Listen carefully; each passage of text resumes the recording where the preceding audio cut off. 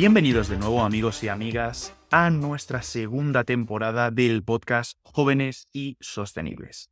En esta nueva temporada nos centraremos en la dimensión social de la sostenibilidad, pues como ya hemos comentado en nuestra primera temporada, la sostenibilidad se puede dividir en tres dimensiones principales: la social, la ambiental y la económica. Para ello, hoy tenemos el honor de contar con Vidal Martín, abogado experto en derechos humanos y defensor de la sostenibilidad.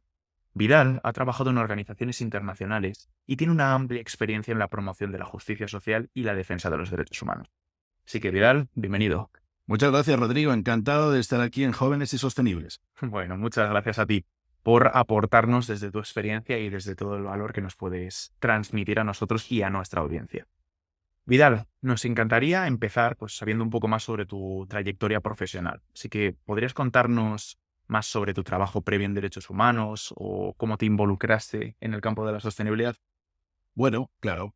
En primer lugar, a mí el interés por los derechos humanos aparece mientras estoy estudiando y una vez terminados mis estudios me involucré en un equipo de trabajo y de investigación en la Universidad Nacional de Irlanda, en Galway, donde estábamos centrados principalmente en el análisis de situaciones de posconflicto y lo que conocemos como justicia transicional. Son esa serie de medidas que un Estado debe llevar a cabo con el objetivo de dejar una crisis del Estado atrás. Medidas como la reparación, medidas como la verdad, como la memoria o como determinados procesos judiciales que se deben de llevar a cabo para tratar de remediar las vulneraciones de derechos humanos que durante ese tiempo se han vivido. Después de mi experiencia en Irlanda, trabajé en España en una fundación, FRIDE, en la cual principalmente estaba dirigida al impacto político, lo que hoy conocemos como lobby, pero desde el ámbito de los derechos humanos.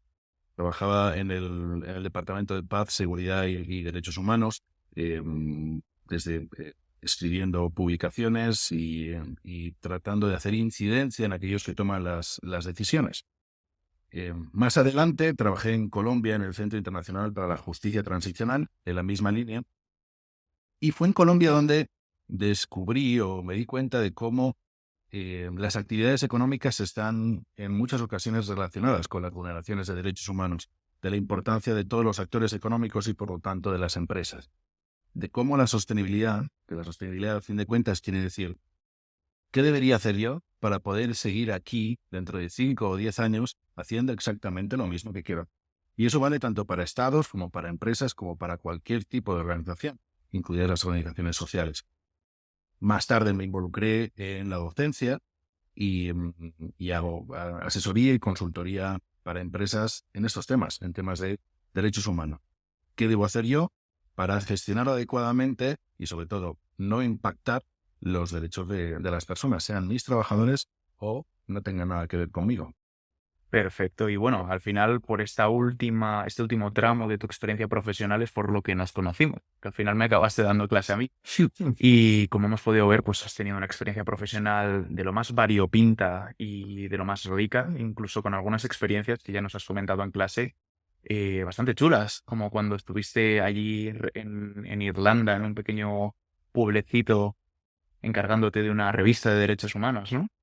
Efectivamente, cuando trabajaba para la Universidad Nacional de Irlanda, vivía en unas islas muy pequeñas, ahora bastante famosas por una película que acaba de salir, que se llama Banshees of Inisherin, que están grabadas en la isla donde yo viví. Yo vivía en las Islas de Arán, eh, un lugar recóndito donde vivían 850 personas y que normalmente es un lugar de peregrinaje para las escuelas irlandesas con el objetivo de entender las raíces celtas, porque allí están, allí es donde se puede explicar a los niños y a los jóvenes de dónde viene la tradición celta irlandesa. Y efectivamente, allí coordinaba una revista de derechos humanos online mientras desarrollaba al mismo tiempo mis trabajos de investigación para la Universidad Nacional de Irlanda en Galway. Qué bueno, qué bueno. Sobre todo un ambiente ahí para relajarse, concentrarse y poder volcar toda esa creatividad en esa obra que estabas construyendo.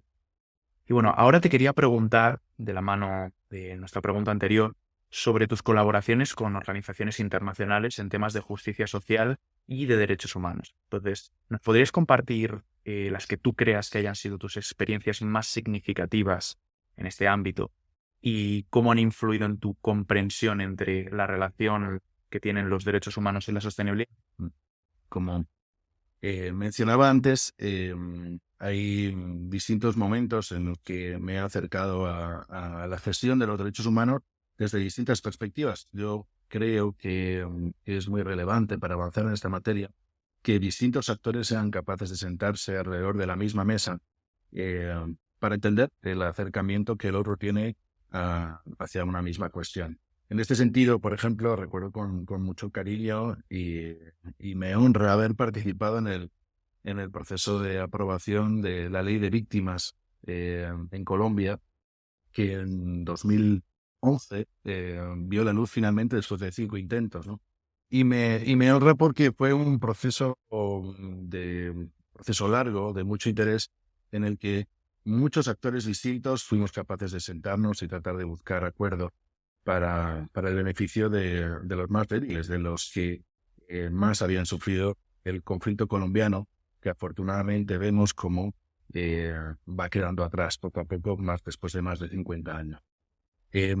También como abogado he tenido la suerte de participar en casos relevantes, especialmente gracias a la jurisdicción universal, que quiere decir esa herramienta judicial que permite a un país enjuiciar casos que se han producido en un territorio de otro estado y cuyo estado o no quiere o no puede investigarlos.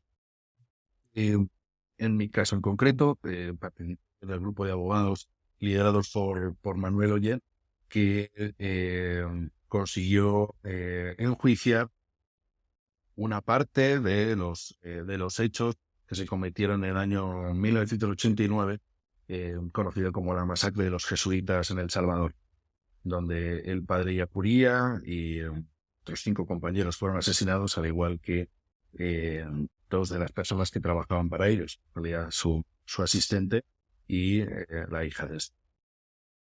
Bueno, pues bien, con esto comenzamos nuestra entrevista y te agradezco toda la sinceridad y todo lo que nos has compartido porque esto nos permite saber más de ti y bueno, ahora encaminarnos a lo que va a ser la temática principal de este podcast, que es derechos humanos y la dimensión social de la sostenibilidad.